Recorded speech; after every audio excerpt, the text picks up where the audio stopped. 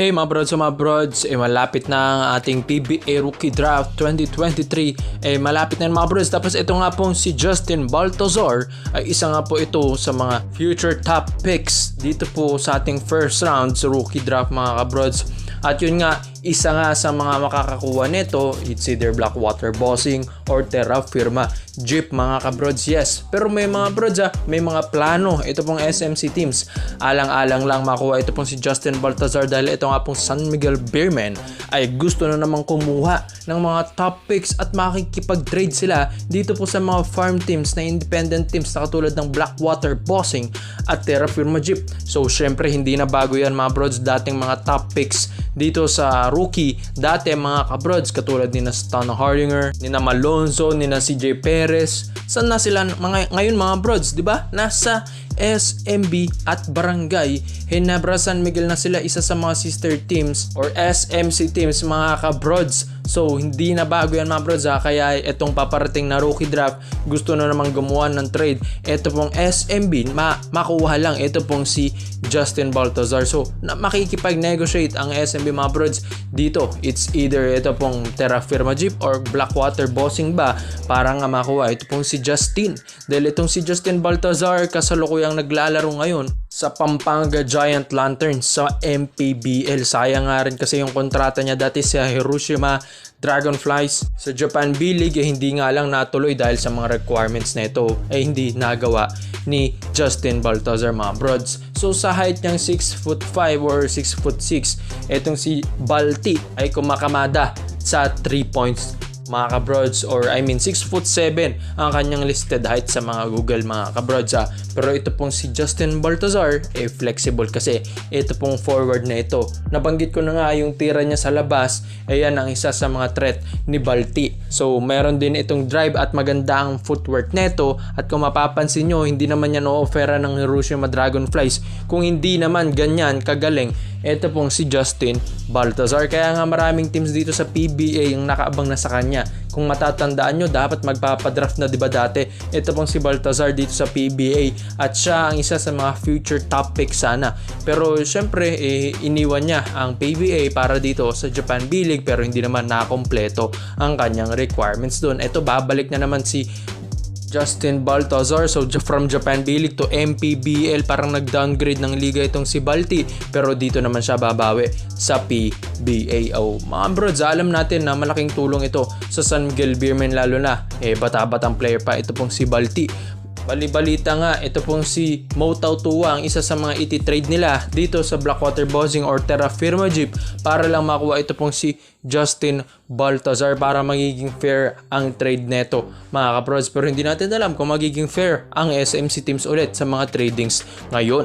At syempre, focus ngayon ang ating PBA or SMC staff, lalo na si Boss Al Francis Chua sa ating paparating na World Cup ngayong August. Kaya nga next month na yun mga brods, kaya ito pong rookie draft ay ito ang isusunod na nila. Pero ikaw mga brods, sa lahat po ng mga SMB fans, Justin Baltazar yung isang 6'7" flexible forward, babagay ba sa San Miguel Beermen? Komento mo lang ang opinion mo dyan mga brods, at isa-isa natin yan. Dito naman po tayo sa kabilang balita naman natin mga brods Dito naman po tayo, yun nga, magiging Commissioner's Cup na mga brods ang ating paparating na PBA season, dahil alam natin PBA on tour pa lang, pre-season pa lang, pero itong Commissioner's Cup ang lalaki ng mga paparating na imports dito sa PBA, lalo sa iba't ibang koponan. So pinag-iisipan ng Barangay Ginebra San Miguel dahil gusto nilang i-activate ang kanilang nakaraang reserve import na si Anthony Bennett mga brods. Yes mga brods, isa yan sa mga naging reserve import ng Barangay Ginebra San Miguel, at ito ay isa sa mga dating first pick dito sa NBA mga brods. Hindi biro ang lakas nito po ni Anthony Bennett, at alam naman natin sa Commissioner's Cup ang lalaki na ng mga imports ngayon. 6'8" at dating first overall pick ito dati ng NBA noong 2013 mga brods, pero hindi naging magandang naging journey nito sa NBA mga brods ni Anthony Bennett. Pero yung lakas niya hindi naman din biro, yung first pick dati ng 2013. So alam natin na malakas talaga ang pag-scouting report nila dito kay Anthony Bennett. So kasalukuyang nasa Shinshu JKO Lioneers, ito pong kupunan ngayon ni Anthony Bennett sa Taiwan P+ League mga kabrods ang kanyang liga. Pero ngayon 2023 wala pa siyang nakitang kupunan kung saan ba siya maglalaro mga kabrods. So free agent. Kumbaga, ito pong si Anthony Bennett, papapirmahin lang ito ng Barangay Nebra San Miguel kung gusto nila itong kunin dahil isa ito sa mga ginawa nilang reserve import dati as well as Orlando Johnson sa mga nakaraang season ng Barangay Nebra San Miguel. So yan ay mangyayari kapag itong si Justin Brownlee ay syempre ma-injured at huwag naman sana. So malabo pa rin ba palitan ng Hinebra ito pong si Justin Brownlee dahil marami ng kampyonatong naiambag nito sa kupunan na ito. Pero itong Hinebra parang gusto rin nilang mabago ang timpla ng play nila lalong-lalo na next season kung try nilang subukan ito pong si Anthony Bennett. Pwede naman yan mga brods, parang magiging reserve import. Ito pong si Justin Brownlee or pwedeng mga 3 games contract or 2 games contract ang kanilang bibigay dito kay Anthony Bennett at oobserbahan nila yun. At after ng 3 games, pwede na nilang ibalik ulit si Justin Brownlee. Kumbaga mga brods, oobserbahan lang talaga. Ito pong import na ito kung magkiklik ito sa Hinebra. Dahil pagdating sa Commissioner's Cup, alam naman natin kahit malalaking import, kayang-kaya yan ni Justin Brownlee. Pero ito pong si Anthony Bennett, alam ko mas kaya na ito dahil mas malaki ito kay Brownlee. 6'5 lang or 6'4 itong si Brownlee. Pero ito pong si Anthony Bennett ay nasa 6'8" mga kabrods. I mean 6'6" ata si Justin Brownlee kung makikita mo sa personal mga kabrods. Pero dito naman sa mga highlights na pinapakita natin dito, grabe rin kumalabaw. Ito pong si Anthony Bennett sa paint ang paborito niyan mga kabrods. Alam ko maraming imports ang kakainin nito sa Commissioner's Cup at maraming local players ang mahihirapan dito sa ilalim dahil iba kasi yung lakas ng isang Anthony Bennett. Ang maganda lang kay Justin Brownlee kasi siya rin ang nagdadala ng bola, shooter mga brods. Pero si Bennett parang full package na rin, may shooting ito, ang galing sa ilalim.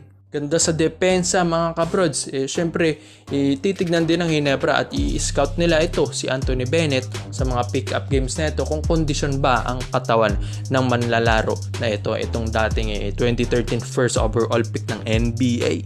At isa pa dito, nag-Euroleague champion na rin ito dati sa 2017 mga kabrods. So hindi rin naman biro ang Euroleague. Kaya maabangan itong si Anthony Bennett kung bibigyan nila ito ng contract. Ito pong super import na ito mga brods at aabangan natin yan. Sa tingin nyo ba sa lahat po ng mga Barangay Nebra fans, dapat ba bigyan nila ng chance din ito pong si Anthony Bennett sa Commissioner's Cup at maging reserve import si Justin Brownlee? Komento mo lang po yung mga brods at isa-isa natin yan. Salamat po sa panonood mga brods at this is Overrated Highlights lang.